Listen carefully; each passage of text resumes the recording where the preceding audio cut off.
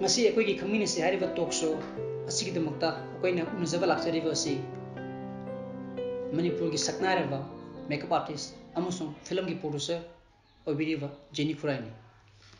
ahambada Jenny Khurai ba akoina haijaru kanda yapiripi damakta thakasaba phongdokchari adana Jenny degi ahambada akoina khangjani gisina Jenny si kadai degi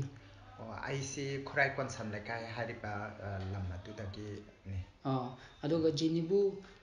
popiba pabung magi mingna kari kari kaubiba aigi baba si laikhidare khaidem natum aduga imana khaidem saubi laima mati lairi husima aduga laiminari okay aduga Jenny gi chilna uti kya ai sinau si mapanne nupa taru nupi ahum nupa ma laikhidare aduga aina last part 1 ne hadi aroi baki mathang aduga Jenny ji hojik chahi di kya mu shubi ai sahi 42 adumaina to sure okay adudi akoi Jenny se Jenny gi punchi wari hai ta ne ko haidi angang oring ai de haidi kamai tona hori habi gi wari dum sum share to bining bole gadi kham kai share to biu okay ai gi punchi wari se yamna su sange adagi yamna su haidi wa ba nuai ta ba mayam di yaure ko ado aina ahamba horokpadati haidi nupi mambi haibasidabu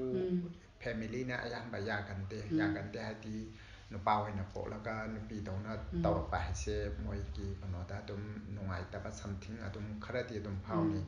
adu ita su ai inbom quality ni ai pokpadagi adum yaujarpa ai gi haina bi wakhallon ama khakne haijaningi masigi nupi mambi ki wakhallon singje ngahakki oda tawsana batat kono nate aduna aina horapa matamda ayamba nupim saga ta dum sanaba nupim saga ta loina ba laiti sanaba satum sanaba mai bisa koi adukumba sum ayamba sanaraga ayamba pamsa ba tumaina tum horapa nupa singa phupon sanata kike sanaba adukumba kono se aina pamte atum adudagi nai thairaga tum nupim saga ayamba tinarapa tona tinarapa ado angawani ngai taki aduga aigi schooling si school sapa matamda su ai adum school gi kono singna adum lakna ba khopa classmate adagi kono singna adum lakna ba yawe ibana adum osana bauta adum npi dawna khuma kanunga nga kanuka na question ga hang bada nga aina aigi haina bi habita adum aigi adum kono sida adum tawsa ba haitare adum moina ga adum mahara pa ayam ikai ba adum thil de phawe tuisu samto okay kai di khal karaga su ai yom mahala ka yam nungai taba kap ho adum yauke ko haidi mayam singduna adum hanga pato sa to pachum nungai taba something adum phawba tuita su ai nungala adum sem to panghamte ai haina bi se adum tawe adum hong to panghamte ado aina lari tamha pamatam da su imai pa se paisa thokpan matamina ai ki brother sing amalairi brother sing sina adum yang bi ba tare ai ki yang brother yang se mana adum family se maintain to pa aduna imai pa natamina khoina yana ningba thungja ta ba hai tare ani apa pa khotima miwe ba se himina ba matam da imai pa ni harati ma sa ke thake ningai loi tong ni ta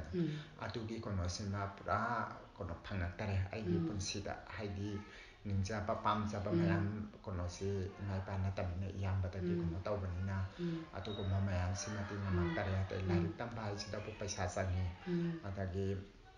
aina lari tam na mi tuition gumba adum sappa su yawi lai schooling na tabata so tuition ba sapi ba ngam datana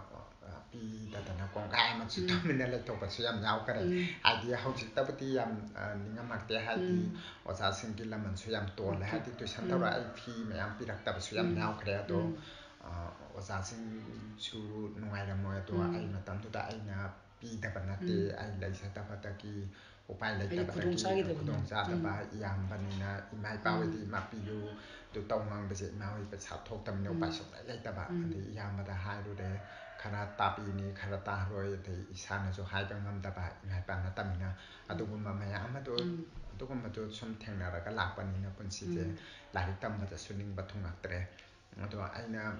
kono si ꯍꯥꯏꯗꯤ ꯀꯦꯕ ꯈꯣꯠꯄꯒꯤ ꯂꯥꯏꯟꯁꯤꯗ ꯆꯪꯕꯅ ꯐꯔꯅꯤꯅ ꯑꯩꯒꯤ ꯋꯥꯈꯜꯂꯣꯟꯗꯁꯨ ꯍꯥꯏꯔꯞ ꯈꯜꯂꯛꯈꯤꯕ ꯑꯗꯨꯗꯤ ꯉꯁꯥꯏꯒꯤ ꯇꯥꯛꯄꯤꯔꯤꯀꯣ ꯍꯥꯏꯗꯤ ꯏꯖꯨꯀꯦꯁꯟꯗꯤ ꯀꯗꯥꯏꯕꯨꯛ ꯇꯝꯕꯤꯔꯛꯈꯤ ꯃꯍꯩꯒꯤ ꯊꯥꯛꯁꯦ ꯑꯩꯁꯦ ꯃꯍꯩꯒꯤ ꯊꯥꯛꯁꯤ ꯑꯩ ꯀ꯭ꯂꯥꯁ 8 ꯐꯥꯎꯗꯤ ꯑꯩ ꯂꯣꯀꯦꯜꯒꯤ ꯄꯣꯄꯨꯂꯔ ꯍꯥꯏ ꯁ꯭ꯀꯨꯜ ꯍꯥꯏꯔꯤꯕ ꯑꯩ ꯂꯣꯀꯦꯜꯒꯤ ꯒꯣꯔꯃꯦꯟ ꯁ꯭ꯀꯨꯜꯁꯤꯗ ꯑꯗꯨꯝ ꯇꯝꯖꯔꯛꯑꯦ ꯑꯗꯨꯒ ꯑꯗꯨꯒꯤ ꯃꯇꯨꯡ ꯑꯩ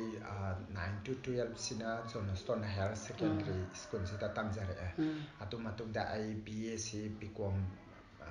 ꯐꯥꯔꯁ ꯏꯌꯔ ꯁꯦꯀꯦꯟ ꯏꯌꯔꯗ ꯂꯣꯏꯁꯤꯟꯈ꯭ꯔꯦ ꯑꯗꯨꯝ ꯊꯥꯔꯠ ꯏꯌꯔ ꯂꯣꯏꯗꯦ ꯗꯦꯝ ꯀꯃꯔꯁꯇ ꯇꯧꯔꯛꯄ ꯑꯗꯣ ꯑꯩ ꯁꯦꯀꯦꯟ ꯏꯌꯔꯁꯦ ꯑꯗꯨꯝ ꯂꯣꯏꯁꯟ ꯉꯝꯈꯤꯗ꯭ꯔꯦ ꯍꯥꯏꯗꯤ ꯂꯥꯏꯔꯤꯛ ꯃꯌꯥꯝ ꯑꯃ ꯂꯩꯕ ꯈꯣꯠꯄ ꯂꯥꯏꯔꯤꯛ ꯊꯥꯔꯤꯕ ꯄꯩꯁꯥ ꯌꯥꯝꯈꯠꯂꯛꯄ ꯑꯗꯨꯒꯨꯝꯕ ꯄ꯭ꯔꯣꯕ꯭ꯂꯦꯝ ꯃꯌꯥꯝꯗꯨꯅ ꯑꯩ ꯃꯇꯝꯗꯨꯗ ꯑꯗꯨꯝ ꯁꯣꯝꯗꯁꯨ ꯄꯩꯁꯥ ꯁꯨꯝ ꯇꯥꯟꯕ ꯍꯤꯡꯅꯕꯒꯤ ꯁꯨꯝ ꯂꯥꯏꯟꯁꯤꯗ ꯄꯩꯁꯥ ꯇꯥꯟꯗꯕꯗꯤ ꯌꯥꯗꯕꯅꯤ나 ꯖꯒꯣꯏ ꯅꯨꯡ ꯁꯥꯕ ꯈꯣꯠꯄ ꯃꯦꯂꯥꯒꯤ ꯑꯗꯨꯒꯨꯝꯕ ꯁꯨꯝ ꯇꯧꯔꯛꯄꯅꯤꯅ ꯁꯣꯝꯗꯁꯨ ꯂꯥꯏꯔꯤꯛꯀꯤ ꯃꯇꯝꯗꯣ ꯈꯥꯏꯗꯣꯛꯄ ꯉꯝꯈꯤꯗꯕ ꯑꯗꯨꯅ ꯑꯗꯨꯃꯥꯏꯅ ꯇꯧꯈꯤꯕꯗꯒꯤ ꯑꯩ BComꯁꯤꯃꯗꯤ ꯂꯣꯏꯁꯜꯂꯛꯈ꯭ꯔꯦ ꯑꯗꯒꯤ ꯁꯤꯒꯤ ꯃꯦꯀꯞꯀꯤ ꯂꯥꯏꯟꯗ ꯆꯪꯉꯦꯀꯣ ꯑꯗꯨ ꯃꯦꯀꯞꯀꯤ ꯂꯥꯏꯟꯗ ꯆꯪꯉꯛꯈꯤꯕꯅ ꯏꯁꯥꯒꯤ ꯆꯍꯤ ꯀꯌꯥꯃꯨꯛ ꯁꯨꯕꯗꯒꯤꯗꯤ ꯑꯩꯒꯤ ꯏꯁꯥ ꯆꯍꯤ 21 ꯑꯗꯨꯃꯥꯏꯅ ꯁꯨꯔꯛꯄꯗꯒꯤ ꯆꯪꯕ ꯍꯧꯔꯛꯑꯦ ꯑꯩ ꯀꯩꯅꯣꯁꯦ ꯃꯦꯀꯞꯀꯤ ꯂꯥꯏꯟꯁꯦ ꯍꯥꯏꯗꯤ ꯄꯥꯔꯂꯔ ꯑꯃꯗ ꯍꯥꯏꯗꯤ ꯕ꯭ꯌꯨꯇꯤ ꯄꯥꯔꯂꯔ ꯑꯃꯗ ꯌꯥꯎꯔꯒ ꯁꯨꯝ ꯇꯝꯃꯛꯈꯤꯕ꯭ꯔꯥ ꯅꯠꯇ꯭ꯔꯒ ꯃꯗꯨꯒꯤꯗꯃꯛꯇ ꯃꯍꯩ ꯑꯃꯨꯛ ꯑꯗꯨ ꯇꯝꯒꯗꯧꯕꯅꯤ ꯇꯝꯗꯕꯁꯨ ꯌꯥꯗꯦ ꯍꯥꯏꯕꯗꯤ ꯊꯕꯛ ꯑꯃꯅ ꯄ꯭ꯔꯣꯐꯦꯁꯅꯦꯜ ꯑꯣꯏꯕ ꯊꯕꯛ ꯑꯃ ꯇꯧꯒꯦ ꯍꯥꯏꯔꯒꯗꯤ ꯇꯝꯗꯅ ꯊꯕꯛꯇꯤ ꯌꯥꯗꯦ ꯍꯥꯏꯗꯤ ꯑꯗꯨꯒꯨꯝꯕ ꯅꯣꯂꯦꯖ ꯑꯃ ꯌꯥꯎꯗꯕꯗꯤ ꯌꯥꯗꯦꯗꯅ ꯑꯗꯨꯅ ꯑꯩꯁꯦ ꯕꯥꯕꯤꯅꯥ ꯕ꯭ꯌꯨꯇꯤ ꯄꯥꯔꯂꯔ ꯑꯅ ꯅꯥꯒꯥꯃꯄꯥꯟꯗ ꯏꯆꯦ ꯕꯥꯕꯤꯅꯥꯅ ꯑꯃꯈꯛ ꯂꯩꯔꯝꯃꯦ ꯃꯥꯅ ꯃꯇꯝꯗꯨꯗ ꯕ꯭ꯌꯨꯇꯤ ꯇ꯭ꯔꯦꯅꯤꯡꯒꯤ ꯌꯥꯝ ꯆꯥꯎꯅ ꯍꯥꯡꯈꯤ ꯑꯗꯨꯗ ꯑꯩꯁꯦ ꯇꯝꯕ ꯍꯧꯔꯛꯈꯤ ꯊꯥ 6ꯀꯤ ꯀꯣꯔꯁꯅꯦ ꯑꯗꯨꯗ ꯑꯩ ꯑꯗꯨꯝ ꯍꯧꯔꯛꯑꯒ ꯃꯊꯪ ꯄꯥꯔꯂꯔꯒꯤ ꯀꯩꯅꯣꯁꯦ ꯇꯧꯕ ꯍꯧꯔꯛꯈꯤꯕ ꯍꯥꯏꯇꯥꯔꯦ ꯑꯗꯨꯒꯤ ꯍꯥꯏꯗꯤ BCom ꯁꯦꯀꯦꯟ ꯏꯌꯔ ꯇꯝꯕ ꯂꯣꯏꯔꯀꯥꯟꯗ ꯇꯣꯛꯊꯣꯛꯈ꯭ꯔꯦꯀꯣ ꯑꯗꯨꯒ ꯃꯦꯀꯞ ꯔꯣꯝꯗ ꯆꯪꯁꯤꯜꯂꯦ ꯁꯤꯗ ꯀꯌꯥꯝꯅ ꯍꯥꯏꯗꯤ ꯖꯦꯅꯤꯁꯦ ꯍꯥꯏꯗꯤ ꯁ꯭ꯇ꯭ꯔꯒꯜꯗꯤ ꯀꯌꯥꯝ ꯇꯧꯔꯛꯈꯤ ꯍꯥꯏꯗꯤ ꯃꯁꯤꯒꯤ ꯍꯧꯖꯤꯛꯀꯤ ꯂꯦꯚꯦꯜꯁꯤꯗ ꯂꯩꯅꯅꯕ ꯍꯣꯠꯅꯔꯛꯄ ꯀꯥꯟꯗꯗꯤ ꯇꯧꯔꯛꯈꯤ ꯍꯥꯏꯗꯤ ꯑꯩ ꯃꯇꯝꯗꯨꯗ ꯇ꯭ꯔꯦꯅꯤꯡꯁꯨ ꯇꯧꯅ ꯑꯩ ꯀꯣꯂꯦꯖꯁꯨ ꯑꯗꯨꯝ ꯆꯠꯄ ꯍꯧꯔꯦ ꯃꯇꯝꯁꯤꯗ ꯑꯩꯒꯤ ꯀꯩꯅꯣꯁꯦ ꯍꯥꯏꯗꯤ ꯑꯩ ꯂꯥꯏꯔꯤꯛ ꯇꯝꯕꯁꯦ ꯑꯣꯏꯔꯔꯣꯏ ꯈꯪꯉꯛꯄ ꯏꯁꯥꯅ ꯑꯗꯨꯅ ꯑꯩꯁꯤꯒꯤ ꯇ꯭ꯔꯦꯅꯤꯡꯁꯤ ꯑꯗꯨꯝ ꯃꯔꯛꯁꯤꯗ ꯇꯧꯅ ꯀꯣꯂꯦꯖꯁꯨ ꯃꯔꯛꯇ ꯑꯗꯨꯝ ꯆꯠꯄ ꯑꯗꯨꯕꯨ ꯑꯩꯅ ꯁꯣꯝꯗ ꯃꯇꯝꯗꯣ ꯈꯥꯏꯗꯣꯛꯑꯦ ꯑꯗꯒꯤ ꯄꯩꯁꯥꯁꯦ ꯑꯅꯤ ꯊꯣꯛꯅ ꯐꯦꯃꯤꯂꯤꯗꯁꯨ ꯍꯥꯏꯕ ꯉꯝꯗꯕ ꯑꯗꯒꯤ ꯕ꯭ꯌꯨꯇꯤ ꯇ꯭ꯔꯦꯅꯤꯡ ꯍꯥꯏꯁꯤꯁꯨ ꯃꯇꯝꯗꯨꯗ 3000 ꯂꯧꯋꯦ ꯆꯍꯤ 10ꯃꯨꯛꯀꯤ ꯃꯃꯥꯡꯗ 3000 ꯍꯥꯏꯁꯦ ꯌꯥꯝꯃꯦ ꯃꯇꯝꯗꯨꯗ ꯑꯗꯣ ꯑꯩ ꯀꯗꯥꯏꯗ ꯀꯃꯥꯏꯅ ꯇꯧꯗꯣꯏꯅꯣ ꯍꯥꯏꯗꯅ ꯃꯇꯝꯗꯨꯗ ꯁꯨꯝ ꯑꯉꯥꯡꯃꯆꯥ ꯀ꯭ꯂꯥꯁ ꯇꯨꯏꯁꯟꯒꯨꯝꯕ ꯈꯔ ꯇꯧꯕꯒꯤ ꯄꯩꯁꯥ ꯈꯔ ꯇꯨꯡꯁꯤꯟꯖꯕ ꯖꯒꯣꯏ ꯁꯥꯔꯨꯕ ꯈꯣꯠꯂꯨꯕ ꯃꯦꯂꯥꯒꯤ ꯗꯨꯔꯒꯥ ꯄꯨꯖꯥꯒꯤ ꯑꯗꯒꯤ ꯑꯩꯈꯣꯏꯒꯤ ꯌꯥꯎꯁꯪꯒꯤ ꯀꯩꯒꯤ ꯁꯨꯝ ꯂꯩꯗꯅ ꯖꯒꯣꯏꯒꯨꯝꯕ ꯀꯩꯅꯣꯒꯨꯝꯕꯁꯦ ꯁꯥꯔꯨꯕꯒꯤ ꯂꯨꯄꯥ 100ꯒꯨꯝꯕ ꯐꯪꯕ ꯃꯇꯝ ꯑꯗꯨꯒꯨꯝꯕꯅ ꯈꯔ ꯇꯨꯡꯁꯤꯜꯂꯒ ꯑꯩꯒꯤ ꯏꯆꯦ ꯂꯩ ꯃꯣꯏ 3 ꯑꯗꯣ ꯏꯆꯦ ꯑꯃꯗꯨꯗ ꯃꯣꯏꯗ ꯈꯔ ꯍꯥꯏꯅꯔꯒ ꯄꯩꯁꯥꯁꯦ ꯁꯨꯃꯥꯏꯅ ꯇꯧꯒꯦ ꯇ꯭ꯔꯦꯅꯤꯡ ꯆꯠꯀꯦ ꯍꯥꯏꯔꯒ ꯃꯣꯏꯗ ꯈꯤꯇꯪ ꯍꯥꯏꯔꯒ ꯑꯩ ꯁꯣꯝꯗ ꯄꯩꯁꯥ ꯐꯪꯒꯗꯕ ꯂꯩ ꯄꯤꯔꯛꯀꯦ ꯍꯥꯏꯔꯒ ꯃꯣꯏꯗ ꯑꯦꯗꯖꯁ ꯇꯧꯔꯒ ꯑꯗꯨꯃꯥꯏꯅ ꯑꯩ ꯇ꯭ꯔꯦꯅꯤꯡꯁꯤꯁꯨ ꯆꯪꯈꯤꯕ ꯄꯥꯔꯂꯔ ꯇ꯭ꯔꯦꯅꯤꯡꯁꯤꯁꯨ ꯌꯥꯝ ꯋꯥꯅ ꯆꯪꯈꯤꯕ ꯍꯥꯏꯇꯥꯔꯦ ꯑꯗꯨꯒ ꯀꯣꯂꯦꯖꯀꯤ ꯀꯩꯅꯣꯗꯨꯗꯗꯤ ꯑꯩꯅ ꯀꯩꯅꯣꯁꯦ ꯃꯦꯅꯦꯖ ꯇꯧ ꯉꯝꯃꯛꯇꯕ ꯑꯗꯨꯗꯩ ꯑꯗꯨꯝ ꯇꯣꯛꯈꯤꯕ ꯍꯥꯏꯇꯥꯔꯦ ꯑꯗꯨꯒ ꯃꯔꯛ ꯊꯠꯅꯀꯣ ꯉꯁꯥꯏꯒꯤ ꯑꯩꯈꯣꯏꯒꯤ ꯖꯦꯅꯤ ꯈꯨꯔꯥꯏꯅ ꯍꯥꯏꯔꯤꯀꯣ ꯍꯥꯏꯗꯤ ꯖꯦꯅꯤꯒꯤ ꯃꯤꯡꯒꯤ ꯇꯨꯡꯗ ꯈꯨꯔꯥꯏꯅ ꯇꯞꯄꯤꯕ ꯁꯤꯁꯦ ꯀꯃꯥꯏꯅ ꯇꯧꯗꯅ ꯍꯥꯏꯗꯤ ꯈꯨꯔꯥꯏꯁꯤ ꯃꯤ ꯃꯌꯥꯝꯅ ꯁꯨꯝ ꯍꯥꯏꯗꯤ ꯄ꯭ꯔꯖꯥ ꯃꯌꯥꯝꯅ ꯁꯨꯝ ꯖꯦꯅꯤ ꯈꯨꯔꯥꯏꯅ ꯁꯨꯝ ꯇꯞꯄꯒ ꯂꯥꯛꯈꯤꯕ ꯅꯠꯇ꯭ꯔꯒ ꯏꯁꯥꯅ ꯇꯞꯈꯤꯕ꯭ꯔꯥ ꯃꯗꯨꯒꯤ ꯋꯥꯔꯤꯒ ꯂꯩꯔꯒꯗꯤ ꯍꯥꯏꯔꯞꯇꯪ ꯏꯁꯥꯅ ꯄꯥꯝꯖꯕꯩꯅꯤ ꯁꯤꯗꯤ ꯍꯥꯏꯗꯤ ꯃꯤꯅ ꯈꯨꯔꯥꯏꯁꯤ ꯌꯥꯝ ꯁꯥꯊꯤ ꯀꯥꯏꯅ ꯍꯥꯏꯔꯞꯇꯤ ꯍꯥꯏꯅꯩꯀꯣ ꯑꯗꯨ ꯑꯣꯏꯇꯥꯔꯁꯨ ꯈꯨꯔꯥꯏꯁꯤꯗ ꯁꯥꯊꯤꯗꯦ ꯌꯥꯝ ꯀꯩꯅꯣ ꯇꯧꯕ ꯂꯩ ꯀꯥꯏꯅ ꯍꯥꯏꯅꯤꯡꯕꯩ ꯃꯑꯣꯡꯗ ꯂꯩꯗꯅꯀꯣ ꯍꯥꯏꯗꯤ ꯑꯩꯅꯁꯨ ꯂꯝꯁꯤꯕꯨ ꯄꯨꯈꯠꯅꯤꯡꯕ ꯑꯗꯨꯅ ꯑꯩꯅ ꯈꯨꯔꯥꯏ ꯍꯥꯏꯕꯁꯤꯅ ꯈꯔ ꯀꯩꯅꯣ ꯇꯧꯔꯅꯤ ꯀꯥꯏ ꯈꯜꯂꯒ ꯑꯗꯨꯃꯥꯏꯅ ꯏꯁꯥꯅ ꯇꯞꯈꯤꯕꯅꯦꯕ ꯏꯁꯥꯅ ꯇꯧꯖꯈꯤꯕꯅꯤ ꯍꯥꯏꯗꯤ ꯃꯤꯅ ꯁꯨꯝ ꯍꯥꯏꯗꯤ ꯈꯪꯅꯕꯒꯤ ꯃꯑꯣꯡꯗ ꯇꯞꯈꯤꯕ ꯅꯠꯆꯗꯦꯕ ꯑꯩꯅ ꯑꯗꯨꯝ ꯇꯞꯆꯈꯤꯕꯅꯦꯕ ꯑꯗꯨꯒ ꯃꯈꯥ ꯇꯥꯔꯛꯄ ꯑꯣꯏꯅ ꯉꯁꯥꯏꯒꯤ ꯑꯩꯈꯣꯏ ꯖꯦꯅꯤꯅ ꯄꯟꯕꯤꯈꯤꯀꯣ ꯍꯥꯏꯗꯤ ꯕꯕꯤꯅꯥ ꯄꯥꯔꯂꯔꯅ ꯃꯗꯨ ꯇꯝꯃꯨꯔꯦꯀꯣ ꯇꯝꯃꯨꯔꯀꯥꯟꯗ ꯏꯁꯥꯒꯤ ꯈꯔ ꯍꯩꯔꯦ ꯑꯗꯣ ꯍꯩꯔꯀꯥꯟꯗ ꯀꯃꯥꯏꯅ ꯇꯧꯅ ꯐꯤꯂꯝꯒꯤ ꯂꯥꯏꯟꯁꯤꯗꯗꯤ ꯍꯥꯏꯗꯤ ꯃꯦꯀꯞ ꯑꯥꯔꯇꯤꯁ ꯑꯣꯏꯅ ꯆꯪꯉꯛꯈꯤꯕ ꯃꯇꯝꯗꯨꯗ ꯇꯁꯦꯡꯅ ꯐꯤꯂꯝ ꯃꯅꯤꯄꯨꯔ ꯗꯤꯖꯤꯇꯦꯜ ꯐꯤꯂꯝꯁꯦ ꯍꯧꯔꯛꯇꯔꯤ ꯇꯞꯅ ꯈꯇꯪ ꯃꯇꯝ ꯈꯔ ꯂꯩꯔꯒꯅꯤ ꯃꯇꯝꯗꯨꯗ ꯑꯦꯜꯕꯝꯒꯨꯝꯕ ꯃꯅꯤꯄꯨꯔ ꯑꯦꯜꯕꯝꯁꯤꯅ ꯑꯍꯥꯟꯕ ꯍꯧꯔꯛꯑꯦ ꯃꯅꯤꯄꯨꯔ ꯑꯦꯜꯕꯝꯁꯤ ꯍꯧꯔꯛꯄ ꯃꯇꯝꯗ kano tawre atuki haurakpa matamda aigi konosi makeup tawbase ai adudana hauba hore album gumba adagi advertise Cannes ki advertise khotima aina ayamba tawi haitare adagi album si akhoi meta hobisa meta moi adagi Romita adagi payang kai moi mayam leirame khara joli oi moise moina tawba matamduda dum ai khara adamaina tawba hauki ado aina tawrupa aina kesarupa aina aigi khose moina pambiraga mathang mathang contact ti dum lakpi ba haitare pulluba producer director khudima nusibi ba dum haidi aina moina taw haiba khutimak to aina dum yam thamoi sengna kono tawna dum tawbi ba haitare thabak se tawba matamda adamaina tawraga film ki line je kona ti Manipuri album je tapna kono tawra matungda distem film je thokpa hunare aduda aigi mairi lakta hariba film asina aigi ahamba makeup artist sama waina mairi lakta hariba film asina aigi ahamba film ni haitare ma aduda kumni besingji pritamana aduga Romita na Zahra Sapi maga tawraka kumme ado khuraidagi pritamana mana producer oi ado deni tu chumbamna director oi adugi film sina aigi ahanmane aduga isana hojik ningjing bibodene ko film kyamti haidi makeup artist oina tobi haidi laibi khare hausi phawda tum samaga nipu yankhai sumai tum di sure aina haurakpata aina hausi phawki oina adamaiti sure aduga akoina tajabdu film je produce to oina tai ko ado film di isagi on production da kyamti film je putokpi khare ai film mari sure ahambagi aigi phas ima sana singjoy bi film gi ahamba phas production ji mama do laisabi do angau bi do harisina aigi phas film second da pizza hitaraba samji wangse aduga ahum subata amukta ani hariba film asina aigi ahum suba production ado mari subana sanagi nga haisina aigi mari suba film ni ado next taw pataba lairi ado plan ti tawri ado akhoi Manipur film ki market se khatang ahongba ma lakpa tawna taw bi sigi condition je nga puthokken plan haidi hojik jinit takpiri ko haidi film ki market kar ahongba lai je haidi market se pixel ira kamaina market se khatang hai down for down khatang salakpa haitare haidi akhoi matam haurakpagi adai ka hojika paisa sangba jo haurakpa isina khara sangdaba hojina paisa sangba jo helapa paisa income lakpa sina handarakpa matam du tana paisa na khatang sangba income lakpa na yam hemba aduki difference se khatang lairapa pose ado kari dano kari no se sum khara naina taba khangjan daba ya taba matang oirapa haide paisa to taptai chang haina muraga paisa to hanjalaktraga ti amuk hanna film puthoknibaki wakhalon to sumangi tawba aduna aina khatang market ski mawong sima yem ki kyana plan tawsaba haita jeni se hana koigi jeni khurai na ko haidi lebak myam na haidi masak yam khangnaba makeup artist ma ultingai da hana haidi transgender amane na haidi samaj na uramba meeting duga kona jeni khurai na phawra kanda oirakpa samaj ki meeting na kari ahongba lai haidi hana aigi life sida ahongba ti atum laire ko habati society samaj singchina khoide yenghamba miyenga hojik yengiba miyeng sigati atum khara makai di khenare haidi hana mamang aida yengambi miyeng si atum transgender khoi nupi mami singki simpham si laitabani na sorok da khara kera satpa lila phala khara yawba sinatana khoigi kono si laite aduna society singchina yengbata maring marang na waina uba habiti ithau ama lairagati mi se khatang respect tawba dagi mi gi mathau ma lai habasiki kono se khatang ikai khumnai dana matam du da tu ki kono se sunglai laitaba onglai nupi mambi haidi lila yawba sinatana upai sunglai laite jawoi pumba saba aduna sigi view da yenga pamatam da akhoida society samaj na khallisi adugumba kono si akhoi thause laitabani na moina khallisi sorok da phangsa sataga pangai da laibai adugumbai kok da khambani na adum hegu bada homo taw yaroi chatho yeningte sumai sagumba ngakane ba society samaj singsina lawrami se adubu haujeje laiba condition jitati ꯑꯩꯈꯣꯏꯅ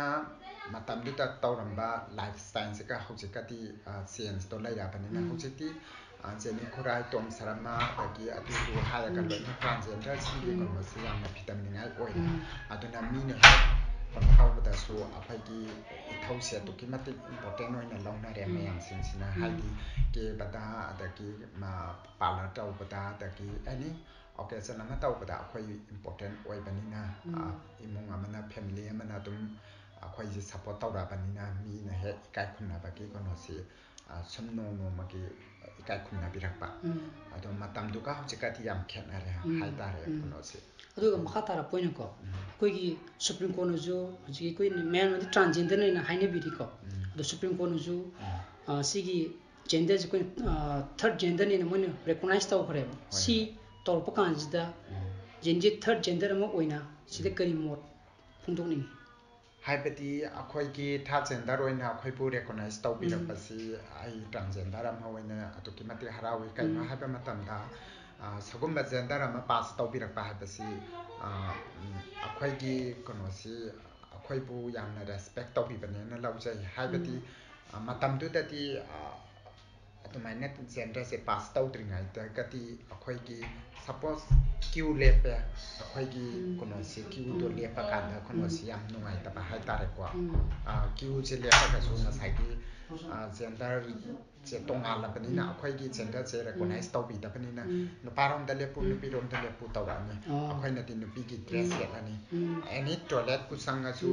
ꯅꯨꯄꯤꯒꯤ ꯇꯣꯏꯂꯦꯠꯅꯤ ꯅꯨꯄꯥꯒꯤ ꯇꯣꯏꯂꯦꯠꯅꯤ ꯍꯥꯏꯔꯛꯑꯅꯤ ꯑꯗꯣ ꯑꯩꯈꯣꯏꯗꯤ ꯅꯨꯄꯤ ꯃꯥꯜꯂꯕꯅꯤꯅ ꯅꯨꯄꯤꯒꯤ ꯄꯥꯝꯖꯔꯕꯅꯤꯅ ꯅꯨꯄꯤꯒꯤ dress ꯅꯨꯡ ꯁꯦꯠꯂꯅꯤ ꯑꯩꯈꯣꯏꯒꯤ ꯐꯤꯒꯔ ꯁ꯭ꯇ꯭ꯔꯛꯆꯔꯗꯨꯗ ꯀꯃꯥꯏꯅ ꯅꯨꯄꯥꯔꯣꯝꯗ ꯆꯪꯉꯨꯅꯤ ꯑꯗꯨ ꯆꯪꯉꯨꯕ ꯃꯇꯝꯗꯁꯨ ꯌꯥꯝꯅ ꯃꯔꯤ ꯃꯔꯥꯡꯕ ꯄꯣꯠꯁꯛ ꯑꯃ ꯑꯣꯏꯕ ꯑꯗꯨꯅ ꯁꯤꯒꯨꯝꯕ ꯖꯦꯟꯗꯔ ꯑꯃ ꯄꯥꯁ ꯇꯧꯕꯤꯔꯛꯑꯒꯗꯤ ꯑꯩꯈꯣꯏꯒꯤ ꯇꯣꯉꯥꯟꯕ ꯀꯩꯅꯣ ꯑꯃ ꯄꯤꯕꯤꯔꯦ ꯑꯩꯈꯣꯏꯒꯤ ꯀꯦꯇꯥꯒꯣꯔꯤ ꯑꯃ ꯄꯤꯕꯤꯔꯦ ꯇꯣꯏꯂꯦꯠꯇ ꯑꯣꯏꯔꯣ ꯀ꯭ꯌꯨꯗ ꯑꯣꯏꯔꯣ ꯕꯣꯠꯀꯤꯗ ꯑꯣꯏꯔꯣ ꯑꯩꯈꯣꯏꯒꯤ ꯀꯩꯅꯣ ꯑꯃ ꯄꯤꯕꯤꯕꯁꯤ ꯑꯗꯨꯛꯀꯤ ꯃꯇꯤꯛ ꯍꯔꯥꯎꯏ ꯅꯨꯡꯉꯥꯏꯕ ꯐꯥꯎꯏ ꯍꯥꯏꯇꯥꯔꯦ ꯑꯗꯨꯒ ꯑꯔꯣꯏꯕ ꯑꯣꯏꯅꯀꯣ ꯖꯦꯅꯤꯅ ꯊꯔꯗ ꯖꯦꯟꯗꯔ ꯑꯣꯏꯅ ꯂꯩꯔꯤꯕ ꯑꯩꯈꯣꯏ ꯃꯅꯤꯄꯨꯔꯒꯤ ꯑꯩꯈꯣꯏ ꯏꯆꯤꯜ ꯏꯅꯥꯎ ꯃꯌꯥꯝꯁꯤꯗꯅꯦ ꯀꯔꯤ ꯃꯦꯁꯦꯖ ꯄꯤꯅꯤꯡꯉꯤ ꯑꯩꯈꯣꯏꯒꯤ ꯂꯩꯔꯤꯕ ꯑꯩꯈꯣꯏꯒꯤ ꯅꯨꯄꯤ ꯃꯥꯟꯕꯤ ꯀꯥꯡꯕꯨꯁꯤꯡ ꯍꯥꯏꯕ ꯇꯥꯔꯦ ꯇ꯭ꯔꯥꯟꯁꯖꯦꯟꯗꯔꯁꯤꯡꯁꯤꯗ ꯄꯤꯅꯤꯡꯉꯤꯕ ꯃꯦꯁꯦꯖꯁꯤ ꯅꯨꯄꯤ ꯃꯥꯟꯕꯤ ꯑꯃ ꯑꯣꯏꯅ ꯍꯤꯡꯕ ꯇꯥꯔꯒꯗꯤ ꯅꯨꯄꯤꯒꯤ ꯂꯥꯏꯐ ꯁ꯭ꯇꯥꯏꯜꯗ ꯂꯩꯔꯤꯕ ꯑꯁꯤꯒꯨꯝꯅ ꯑꯗꯨꯝ ꯍꯤꯡꯍꯟꯅꯤꯡꯕ ꯃꯔꯤꯡ ꯃꯔꯥꯡꯕ ꯊꯕꯛ ꯇꯧꯕꯤꯗꯕ ꯍꯥꯏꯕꯗꯤ ꯑꯩꯈꯣꯏꯒꯤ ꯃꯅꯤꯄꯨꯔ ꯍꯥꯏꯁꯤ ꯌꯥꯝ ꯄꯤꯛꯏ ꯁꯣꯁꯥꯏꯇꯤꯁꯤꯅ ꯑꯩꯈꯣꯏꯗ ꯀꯩꯅꯣ ꯌꯦꯡꯕ ꯃꯤꯠꯌꯦꯡꯁꯤ ꯍꯥꯏꯗꯤ ꯌꯥꯝ ꯊꯨꯅ ꯈꯪꯕ ꯁꯤ ꯇꯧꯔꯦ ꯍꯥꯏꯁꯤ ꯏꯔꯥꯏ ꯂꯥꯏꯅ ꯑꯗꯨꯝ ꯈꯪꯕ ꯄꯣꯠ ꯑꯣꯏꯕꯅꯤನ ꯃꯁꯤꯗꯒꯤ ꯑꯩꯈꯣꯏꯅ ꯍꯥꯏꯗꯤ ꯅꯨꯄꯤ ꯃꯥꯟꯕꯤ ꯍꯥꯏꯕꯁꯤꯗꯕꯨ ꯇꯣꯉꯥꯟꯕ ꯀꯩꯅꯣ ꯑꯃ ꯑꯣꯏꯔꯕꯅꯤ ꯖꯦꯟꯗꯔ ꯑꯃ ꯑꯣꯏꯕꯅꯤꯅ ꯍꯦꯛ ꯑꯩꯈꯣꯏꯅ ꯇꯧꯕ ꯊꯕꯛꯁꯦ ꯁꯣꯏꯈ꯭ꯔꯒꯗꯤ ꯌꯥꯝ ꯂꯥꯟꯅ ꯎꯕꯤꯕ ꯑꯗꯨꯅ ꯁꯤꯒꯤ ꯀꯩꯅꯣꯁꯤ ꯊꯣꯛꯇꯅꯕ ꯌꯥꯝꯅ ꯆꯦꯛꯁꯤꯟꯅ ꯍꯤꯡꯍꯟꯅꯤꯡꯕ ꯍꯥꯏꯇꯥꯔꯦ ꯍꯥꯏꯗꯤ ꯅꯨꯄꯤ ꯑꯣꯏꯅ ꯂꯩꯔꯒꯗꯤ ꯅꯨꯄꯤꯒꯤ ꯐꯤꯖꯦꯠ ꯆꯥꯛꯁꯦꯠ ꯁꯦꯠꯇꯅ ꯆꯠꯄꯤꯕ ꯅꯨꯄꯤ ꯑꯃꯒꯤ ꯋꯥꯈꯜꯂꯣꯟ ꯈꯟꯕꯤꯕ ꯅꯨꯄꯤ ꯑꯃꯅ ꯇꯧꯔꯤꯕ ꯅꯤꯇꯤ ꯅꯤꯌꯝ ꯐꯖꯅ ꯇꯧꯕꯤꯔꯒ ꯆꯠꯇꯥꯔꯒꯗꯤ ꯁꯣꯁꯥꯏꯇꯤꯅ ꯑꯩꯈꯣꯏꯗ ꯌꯥꯝꯅ ꯂꯥꯟꯅ ꯈꯟꯅ ꯌꯦꯡꯉꯤꯕ ꯃꯤꯠꯌꯦꯡꯁꯦ ꯁꯤ ꯈꯟꯗꯅꯕꯁꯤ ꯁꯨꯃꯥꯏꯅ ꯆꯠꯍꯟꯅꯤꯡꯉꯤ ꯇ꯭ꯔꯥꯟꯁꯖꯦꯟꯗꯔꯁꯤꯡ ꯒ꯭ꯌꯥꯟ ꯇꯥꯅ ꯊꯕꯛ ꯇꯧꯍꯟꯅꯤꯡꯉꯤ ꯑꯗꯨꯒ ꯑꯩꯈꯣꯏꯒꯤ ꯌꯥꯝꯅ ꯅꯨꯄꯤꯒꯤ ꯑꯣꯏꯕ ꯃꯑꯣꯡꯗ ꯑꯗꯨꯝ ꯂꯥꯏꯐ ꯁ꯭ꯇꯥꯏꯜꯗ ꯑꯗꯨꯝ ꯍꯤꯡꯍꯟꯅꯤꯡꯉꯤ ꯁꯨꯃꯥꯏꯅ ꯌꯥꯝ ꯇꯞꯅ ꯍꯤꯡꯍꯟꯅꯤꯡꯉꯦ ꯍꯥꯏꯇꯥꯔꯦ ꯁꯤꯒꯨꯝꯕ ꯃꯦꯁꯦꯖꯁꯦ ꯌꯥꯝꯅ ꯖꯦꯅꯤ ꯌꯥꯝꯅ ꯐꯖꯕ ꯋꯥꯈꯜꯂꯣꯟꯅꯤꯀꯣ ꯑꯗꯨ ꯖꯦꯅꯤ ꯍꯪꯅꯤꯡꯕ ꯀꯌꯥ ꯑꯃꯗꯤ ꯂꯩꯔꯤꯀꯣ ꯑꯗꯣ ꯑꯩꯈꯣꯏꯅ ꯃꯤꯔꯥꯡ ꯇꯤꯝꯅ ꯁꯤꯒꯤꯗꯃꯛꯇ ꯍꯥꯏꯖꯔꯨꯕ ꯀꯥꯟꯗ ꯖꯦꯅꯤꯅ ꯄꯤꯔꯛꯄꯒꯤꯗꯃꯛꯇꯁꯨ ꯑꯩꯈꯣꯏꯅ ꯑꯩꯈꯣꯏ ꯂꯩꯇꯅ ꯊꯥꯒꯠꯆꯕ ꯐꯣꯡꯗꯣꯛꯆꯔꯤ ꯑꯗꯨꯒ ꯖꯦꯅꯤꯁꯨ ꯑꯩꯈꯣꯏ ꯃꯤꯔꯥꯡ ꯇꯤꯝꯗꯒꯤ ꯈꯨꯗꯣꯜ ꯃꯆꯥ ꯑꯃꯇꯪ ꯇꯝꯖꯔꯝꯒꯦ ꯑꯗꯨꯒ ꯃꯈꯥ ꯇꯥꯔꯛꯄ ꯑꯣꯏꯅ ꯖꯦꯅꯤꯅ ꯇꯧꯔꯨꯕ ꯊꯕꯛ ꯈꯨꯗꯤꯡꯃꯛꯇ ꯍꯥꯏꯗꯤ ꯁꯛꯁꯦꯁ ꯑꯣꯏꯕꯤꯌꯨ ꯍꯥꯏꯅ ꯑꯩꯈꯣꯏꯅ ꯋꯤꯁ ꯄꯤꯖꯔꯤ ꯑꯗꯨꯅ ꯑꯩꯈꯣꯏꯒꯤ ꯉꯁꯤꯒꯤ ꯈꯪꯃꯤꯟꯅꯁꯤ ꯍꯥꯏꯔꯤꯕ ꯇꯣꯛ ꯁꯣ ꯑꯁꯤ ꯃꯇꯥꯡ ꯑꯁꯤꯗ ꯂꯣꯏꯁꯤꯟꯖꯔꯦ ꯑꯗꯨꯒ ꯑꯩꯈꯣꯏꯒꯤ ꯌꯦꯡꯕꯤꯔꯤꯕ ꯃꯌꯥꯝ ꯄꯨꯝꯅꯃꯛꯇꯒꯤ ꯀꯥꯏꯅꯅꯕ ꯌꯥꯊꯪ ꯅꯤꯖꯔꯤ ꯊꯦꯡꯛ ꯌꯨ